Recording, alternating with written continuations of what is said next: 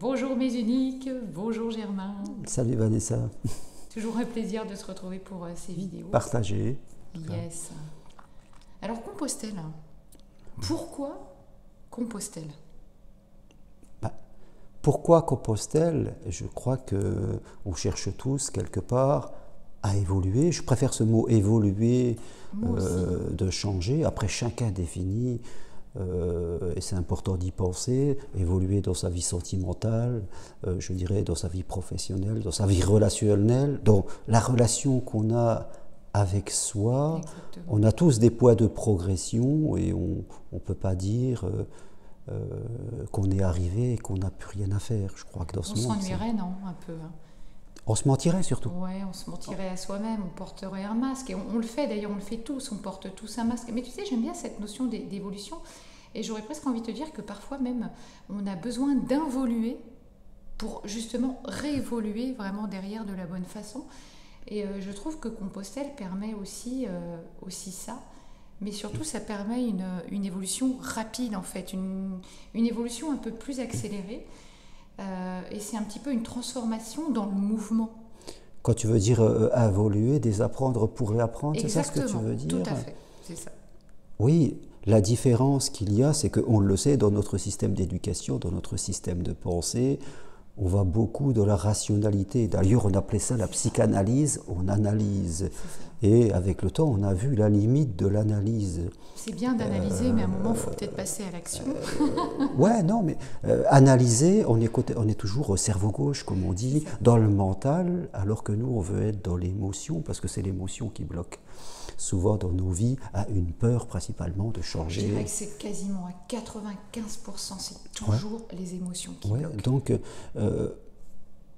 pourquoi Compostelle sur le chemin d'évolution? Parce que on va se déconnecter de la volonté de changer. Et que le chemin, par l'expérience réelle qu'on va vivre avec les autres et en marchant sur le chemin, au travers de tout ce qu'on voit, qu'on partage, qu'on écoute, notre subconscient, comme on dit, notre inconscient va travailler, alors même que notre conscient ne le perçoit pas, et le changement va venir de l'intérieur. C'est ça le but, tu vois ce que je veux dire? Et moi je suis toujours, j'ai vu sur moi-même les changements qu'ont pu provoquer justement la mise en mouvement en fait, parce qu'à un moment donné tu parlais effectivement qu'on est toujours tellement connecté cerveau gauche, et justement la mise en mouvement, le fait de marcher, eh bien ça va directement nous connecter à notre cerveau droit, et à un moment donné on est obligé de lâcher. C'est-à-dire que j'ai envie de dire, même si tu n'as pas envie de lâcher prise, tu vas lâcher quand même, parce qu'il y a des émotions qui vont ressortir. Et tu n'as pas d'autre choix à un moment donné, justement dans la marche, que de t'y confronter. Alors, ça peut amener quelque chose qui peut paraître désagréable sur le moment, mais en fait, c'est très très libérateur. Et nous, les plus grosses transformations qu'on a vues dans nos accompagnements, ça a toujours été lors des marches. Oui, je crois que c'est... on parle de lâcher prise, alors le contraire du lâcher prise, on va dire que c'est la prise de tête. Tu vois ce que je veux dire? On a besoin, ce que nous apprend la vie nous donne des leçons, c'est que dans la vie on a besoin de prévoir, de contrôler et d'accueillir et nous adapter à ce que la vie nous offre. Il faut jouer avec ces deux choses. Par contre, si on n'accepte pas et on ne s'adapte pas, eh bien on sera dans l'hyper-contrôle, dans l'hyper-mentalisation, et ça sera difficile de quitter ça. Et on ne peut pas lire des livres, apprendre, parce qu'on va utiliser le même système de pensée qui crée le blocage. C'est ça. Et donc tu vas, sans te rendre compte, tu vas accentuer ton truc quelque part, et Compostelle sert à ça. Et tu sais, on le voit quand on marche, les gens ils viennent les 2 premiers jours. Si on fait une marche de 4 jours. Sur la réserve, mais oui, ça. Sur la réserve, je parle de ce que je fais, de ce que j'ai. Mais jamais dans l'être. En fait, on parle de ce qu'on fait, mais au départ, on n'est pas dans l'être. Et après, la fatigue aidant, voilà. C'est vrai que des fois, le soir, on boit un petit verre de vin, ça aide. Ça fait du bien aussi. Ça aide à lâcher prise. Et là, les gens, ils se transforment. Ils parlent de ce qu'ils sont, ils parlent de ce qu'ils font dans la journée, pas de ce qu'ils faisaient avant, ou de ce qu'ils prévoient, tu vois. Et là, on commence un nouvel apprentissage, et cet état qui est intéressant. Oui, ça amène un peu comme un état de conscience modifié, en fait, en plus, avec la marche, l'effort. Ce que j'aime aussi, moi, il y a une notion que je trouve vraiment importante sur Compostelle et qui permet aussi l'évolution de tout à chacun, c'est l'absence de clivage. Parce qu'on n'est pas là pour dire ce qu'on fait dans la vie, quelle position sociale on a. Il y a toujours cet esprit du pèlerin qui fait qu'on est juste un pèlerin pendant un certain laps de temps et on n'est plus du tout, on se place pas à un niveau sociétal. Et ça évite aussi la comparaison du « oh mais lui, il a une meilleure position que moi », etc. Et je trouve que ça permet de se libérer un peu plus aussi dans les échanges.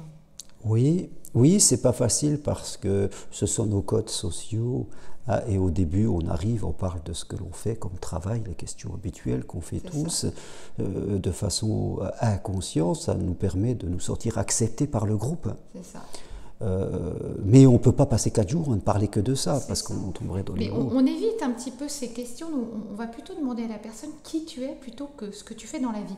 Et d'ailleurs, ce qui est rigolo, c'est qu'on est tellement conditionné à dire ce qu'on fait dans la vie, que quand tu demandes à quelqu'un qui es-tu, il va répondre ce qu'il fait. Ça rejoint ce qu'on disait juste avant. Oui, parce qu'on n'est pas dans le cœur, on est dans le mental, en fait. Parce que, comme on part en randonnée, il faut avoir une carte pour se lire, et les gens n'ont pas de carte pour se lire, donc ils n'ont pas l'habitude de réfléchir comme cela. Et nous, on est là justement pour les aider à mieux se comprendre, quelque part, et à répondre à qui ils sont, au-delà de dire que ce que tu fais. Exactement. Parce que des fois, on ne choisit pas ce qu'on fait, on ne choisit pas son métier. Tu vois ce que je veux dire chez beaucoup de personnes. Mais on peut choisir qui on est. Alors, Germain, en 2022, on a un super programme, on enrichit vraiment nos marches. Jusqu'à présent, on faisait la Voie d'Arles et le Puy-en-Velay. Et on a décidé en 2022 d'y amener une connexion un peu plus spirituelle aussi. Alors, je dis bien spirituelle, mais pas religieuse. Mais on a vraiment cette envie-là d'amener cette connexion vraiment un peu plus à la spiritualité, à l'amour de soi d'abord pour aller vers l'amour de l'autre. Et donc on a choisi des lieux comme Rocamadour, Lourdes, ce qu'on ne faisait pas auparavant. Oui. En plus, évidemment, de la Voie du Puy et la Voie d'Arles qu'on continue de faire. Donc il y aura... Je crois qu'on a programmé 7 marches à peu près. Pour l'instant, 4, après on va programmer, mais à chaque fois, c'est aller vers un lieu hautement spirituel. Bien sûr, souvent ces lieux se connecter à la religion, mais aujourd'hui on peut dépasser ce stade, chacun a ses croyances et on peut entrer dans la spiritualité. Voilà, comme on dit, Saguième le désert, c'est vraiment un endroit pour se couper du monde. Rocamadour, eh bien c'est là où il y avait Saint-Amadour, je veux dire connecté à l'amour justement, c'est vraiment magnifique. Lourdes, guérir de ses blessures. C'est vraiment un endroit hyper fort. Il y a un peu le côté renaître de ses cendres. Lourdes, exactement. Aller vers Conques, tu connais Conques, l'arrivée à Conques chez les moines. C'est fabuleux. Et c'est ça, donc les lieux, l'environnement est important. Et les lieux... Des lieux hautement spirituels et vraiment très fortement chargés en énergie positive. Oui, je crois, parce que ce sont des images qui restent dans notre inconscient, dans notre mémoire. Et c'est ça le but, tu vois. Exactement. Et on vous espère très nombreux à venir nous rejoindre pour ces marches. Peut-être même plusieurs d'ailleurs. Nous, c'est souvent ce qu'on vous recommande parce qu'à chaque fois, on atteint d'autres paliers. Donc, allez, rejoignez-nous au moins pour 2 ou 3 marches. Ce serait top.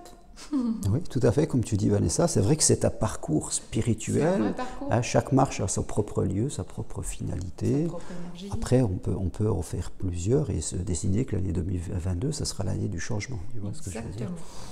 Quelque part. Voilà. On vous dit à très vite pour une prochaine vidéo. Si vous l'avez aimé, likez-la, partagez-la. N'hésitez pas à aller voir aussi sur la page de Germain, sur la mienne. Et puis abonnez-vous à nos chaînes.